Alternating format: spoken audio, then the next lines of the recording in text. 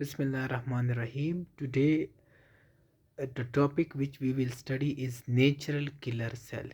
ठीक है, तो नेचुरल किलर सेल जो है ये हमने कल पढ़ा था न्यूट्रोफिल को, आज नेचुरल किलर सेल को पढ़ेंगे।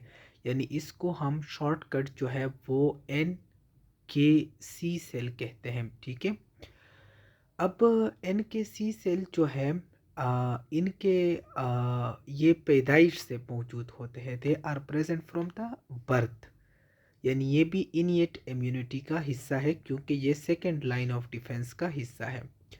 अब इसके फंक्शन क्या है, तो इसके फंक्शन को पढ़ते हैं।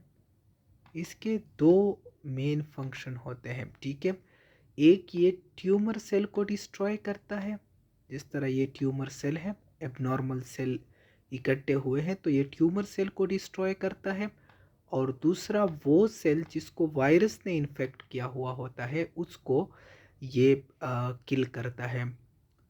सो immunity against tumour cell and virus affected cell, this is the main function of natural killer cell. अब how it destroy the virus affected cell, ये वायरस अफेक्टेड सेल को किस तरह पहचानती है। तो जो नॉर्मल सेल होता है उसके ऊपर एक प्रोटीन का लेयर होता है जिसको हम कहते हैं MHC type 1, major histocompatibility complex type 1। ये जो आपको यहाँ पर दिखाई दे रहा है ये मौजूद होता है। तो जब नेचुरल किलर सेल इसके साथ अटैच होता है तो उसको पता चल जाता है कि ये बॉडी का अपना सेल है और इसको कुछ नहीं कहता। ठीक है, तो नॉर्मल सेल को नेचुरल किलर सेल क्यों डिस्ट्रॉय नहीं करता, due to the presence of MHC type 1 protein. अच्छा, दूसरा जो है हमारे पास virus affected cell. Virus affected cell के पास जो हमारे पास MHC टाइप 1 होता है ये नहीं होता, उसके पास lack of or decrease MHC type 1। और इसलिए फिर क्या करता है नेचुरल किलर सेल, इसको रिकॉग्नाइज करता है और किल करता है। अब इसको किल किस लिए करता है, इसको किल जो है ये इसलिए करता है ताकि जो है it is done to prevent virus from replication, ताकि वायरस जो है वो हमारे पास ज़्यादा ना हो और इसकी नंबर जो है वो ज़्यादा ना हो, क्योंकि ये फिर टोटल बॉडी के ऊपर जो है वो अटैक करेगा। ठीक है,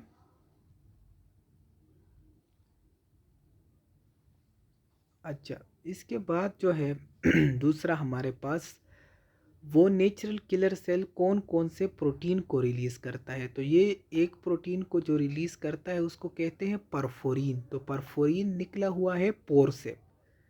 तो ये क्या करेगा, ये जो वायरस सेल है इसके अंदर पोर बनाएगा, ये जो पोर आपको दिखाई दे रहा है। और दूसरा जो है वो है हमारे पास जो ग्रेन्जाइम है या प्रोटीएज है। दूसरा ग्रेन्जाइम या प्रोटीएज, ये ग्रेन्जाइम या प्रोटीएज इस पोर के थ्रू जो परफोरिन ने बनाया है इंटर होगा और इस वायरस सेल को किल कर लेगा। तो enzymes are protein released by natural killer cell to destroy virus cell is perforin and granzyme जो कि प्रोटीएज होता है। अब नेचुरल किलर सेल जो है ये एपोप्टोसिस का प्रोसेस करता है। Virus affected cell in blood, virus affected cell is killed through the process of apoptosis. तो natural killer cell virus cell को किस तरह किल करता है, एपोप्टोसिस के थ्रू किल करता है। अब आपके बुक में दिया गया है कि एपोप्टोसिस और lysis of virus affected cell इसके अंदर डिफरेंस है। तो जो एपोप्टोसिस है वो प्रोग्राम्ड सेल डेथ है। ठीक है, एपोप्टोसिस डिस्ट्रॉय अफेक्टेड सेल।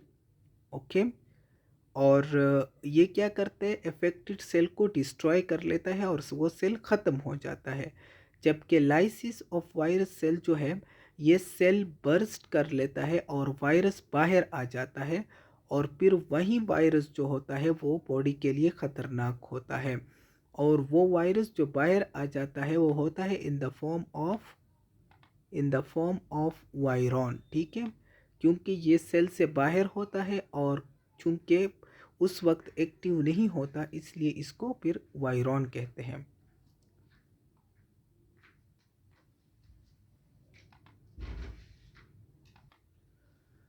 उसके बाद हमारे पास है activation of natural killer sales. Natural killer sales को किस तरह पता चल जाता है कि बॉडी के अंदर जो है वो वायरस आया हुआ है या ट्यूमर सेल है। तो ये जो है हमारे पास दो चीज़ें हैं, एक जो है इंटरफेरॉन है और दूसरा मैक्रोफेज। ये इंटरफेरॉन और मैक्रोफेज जो है ये केमिकल रिलीज करते हैं जिनको हम कहते हैं साइटोकाइंस, और ये साइटोकाइंस जो है ये नेचुरल किलर सेल को एक्टिवेट करता है और वो फिर वायरस अफेक्टेड सेल को या ट्यूमर सेल को किल करता है। सो ये दोनों चीज़ों की केमिकल की रिलीज की वजह से नेचुरल किलर सेल एक्टिवेट होते हैं। और इंटरफेरॉन जो है ये वाइट ब्लड सेल से रिलीज होता है और मैक्रोफेज जो है ये तो खुद वाइट ब्लड सेल है। अब हमने आज जो पढ़ा वो था role of natural killer sales.